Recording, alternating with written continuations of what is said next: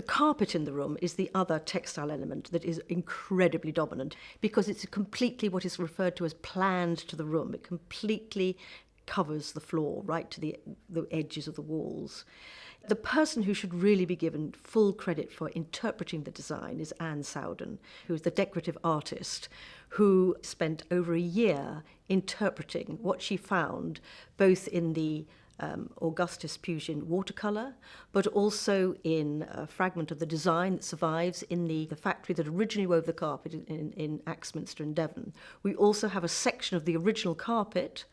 We had all this evidence, but it actually proved incredibly complicated because the fragment of carpet that should have told us everything, it should have told us colours, technique, she found had been stretched out of all recognition. She couldn't really use that as a scale drawing. We also found that the scale drawing that survived in the Axminster factory was also out of scale. So with the help of Gary Bridge, who works at the Axminster factory, the carpet factory, who we in fact employed to make the carpet, they redrew the design, redrawing, scaling to a quarter size of this design, which then was, of course, translated onto the computer.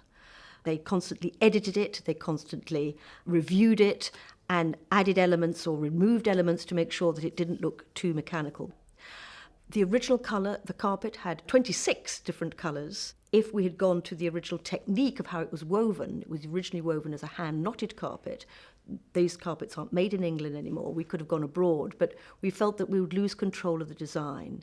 So we decided in the end to use the original carpet factory that had made it. And they have sufficient technology to be able to create a carpet to give the look of a hand-knotted carpet. So this is what we went for.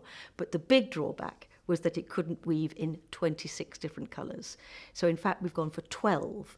But as some of those colours are very similar, and one or two of those colours only popped in various areas, I think overall, Anne has been incredibly clever how she's used those colours to create what is in fact an amazing, brightly coloured, very dramatic carpet.